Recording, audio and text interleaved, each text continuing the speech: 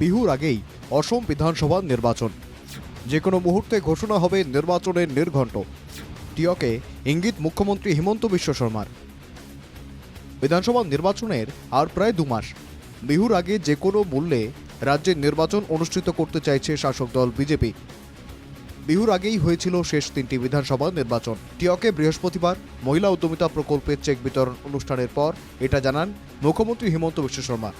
একই সঙ্গে মুখ্যমন্ত্রী এটাও জানান যে ইতিমধ্যেই নির্বাচনের আবহ তৈরি হয়ে গিয়েছে অসমে। যোৱাবাৰ ২৭ ফেব্ৰুৱাৰীত হৈছিলে। ৰাজ্য চৰকাৰে বিচাৰে যে বহাগ বিহুৰ আগতে ইলেকশ্যনটো হ'ব লাগে। অসমৰ ৰাইজেও বিচাৰে। গতিকে যোৱা 3টা ইলেকশ্যন মই দেখিছোঁ যে বহাগ বিহুৰ আগতে ইলেকশ্যন কমিশ্যনে কৰিছে। গতিকে এইবাৰো ধৰি ল'ব পাৰোঁ, যোৱাবাৰ হয়তো ২৭ ফেব্ৰুৱাৰী কৰিছে, তাৰ আগৰবাৰ 1 মাৰ্চত ঘোষণা কৰিছিলে। গতিকে 2-3 দিনৰ তাৰতম্য থাকিব পাৰে, কিন্তু মোটামুটি ইলেকশ্যনৰ মাজত এতিয়া আমি সোমাই গ'লোঁ। যিকোনো মুহূৰ্ততে ইলেকশ্যনৰ ঘোষণা হৈয়ে যাব। উল্লেখ্য, মহিলা উদ্যমিতা প্রকল্পের চেক বিতরণ অনুষ্ঠানের মাধ্যমে রাজ্যের বিভিন্ন বিধানসভা কেন্দ্রে নির্বাচনী প্রচার শুরু করে দেওয়ার পরিকল্পনা করেছিলেন মুখ্যমন্ত্রী। সেই অনুযায়ী রাজ্যের প্রায় সবকটা কেন্দ্রেই যাচ্ছেন মুখ্যমন্ত্রী। ইতিমধ্যেই প্রায় 100টি কেন্দ্রে ঘোরা হয়ে গিয়েছে মুখ্যমন্ত্রীর। বৃহস্পতিবার টিয়কে মহিলা উদ্যমিতার চেক বিতরণ করেন মুখ্যমন্ত্রী। টিয়কে 35,000 মহিলাকে দেওয়া হয় উদ্যমিতার চেক। রাজ্যের 25 লক্ষ মহিলাকে দেওয়া হয়েছে উদ্যমিতার চেক। 6 ফেব্রুয়ারির আগে বাকি 26টি কেন্দ্রেও চেক বিতরণ করা হবে। চেক বিতরণ অনুষ্ঠানের পর সাংবাদিকদের বিভিন্ন প্রশ্নের মুখোমুখি হন মুখ্যমন্ত্রী। মুখ্যমন্ত্রীকে প্রশ্ন করা হয়েছিল আসন্ন বিধানসভা নির্বাচনে বিজেপি কটা আসন পাবে বলে ধারণা মুখ্যমন্ত্রীর। জবাব দিতে গিয়ে আত্মবিশ্বাসের অভাব দেখা গেল মুখ্যমন্ত্রীর মধ্যে। এই মুহূর্তে ভগবানও সেটা বলতে পারবেন না। ভোটাররা যাকে ভালোবাসবে তাকেই ভোট দেবে। ভোট বাড়াতে গ্রামে গ্রামে কাজ করে যাচ্ছি আমরা। এইবিলাক কথা, ইমানটা চিট পাম, ইমানটা চিট নাপাম, এইটোতো স্বয়ং ভগৱানেও ক'ব নোৱাৰে আজিৰ দিনত। টেলিভিশ্যনত কথা কৈ থাকিলে ৰিজাল্টটো বদলিব পাৰিব নেকি? ৰিজাল্টটোতো নবদলে। ৰাইজে যাক যেনেকৈ ভাল পায় তেনেকেই ভোট দিব। সেইকাৰণে কেইটা চিট পাম, কেইটা চিট নাপাওঁ, টেলিভিশ্যনত কৈ থকাতকৈ EVM-ত যাতে ভোটটো পৰে তাৰ কাৰণে গাঁৱত গৈ চেষ্টা কৰি থাকিলে মূল্য বেছি পাব। বিজেপিতে একাধিক কেন্দ্রের প্রার্থিত্ব চেয়ে আবেদন করেছেন অনেকে, ফলে শুরু হয়েছে প্রার্থিত্ব কেন্দ্রিক সংঘাত। এই পরিস্থিতিতে টিয়কের এই মঞ্চ থেকেই নতুনভাবে বিজেপিতে যোগদান করা কর্মী সমর্থকদের জন্য অন্য এক বার্তা দিলেন মুখ্যমন্ত্রী। নবাগতরা এবার বিজেপির টিকিট পাবেন না।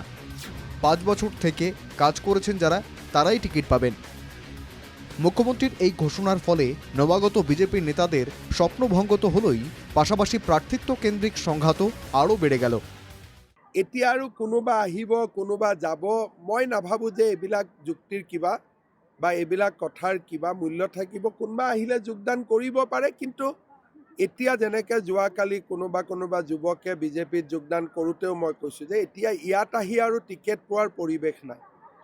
গতিকে কোনোবাই যদি যোগদান কৰিম বুলি ভাবিও আছে, টিকেটৰ লগত ইয়াৰ আৰু সম্পৰ্ক নাই। যিসকলে 5 বছৰ কাম কৰিলে, কপালৰ ঘাম মাটিত পেলালে, আমি তেওঁলোকক এতিয়া টিকট দিব লাগিব। এতিয়া যদি মই কোনোবা পাৰ্টিৰ পৰা কাৰোবাক আনি টিকট দিওঁ, মোকে বেয়া পাব। সেইকাৰণে এতিয়া আৰু কোনো নামৰ জল্পনা কল্পনা এইবিলাক কৰি আৰু এটা নিউজ আৰু এটা টক শ্ব' এইবিলাকত যোৱাৰ মোৰ মতেদি প্রয়োজন নেই। সাংবাদিকদের সঙ্গে কথা বলতে গিয়ে ফের একবার গৌরবের পাকযোগ প্রসঙ্গ টেনে আনেন মুখ্যমন্ত্রী। বৃহস্পতিবার গৌরবকে নিয়ে কি বলেছেন মুখ্যমন্ত্রী শুনে নেওয়া যাক। গৌরব পাকিস্তানের এজেন্ট, গৌরবের স্ত্রীও পাকিস্তানের এজেন্ট। সাহস থাকলে আমার বিরুদ্ধে মামলা করুন প্রদেশ কংগ্রেস সভাপতি। देखिए, वो डरने वाला नहीं है, वो अच्छा बात है, ठीक है। हमारा भी किसी को डरवाने का मकसद नहीं है, लेकिन जो सच है वो सच ही रहेगा, जो झूठ है वो झूठी रहेगा।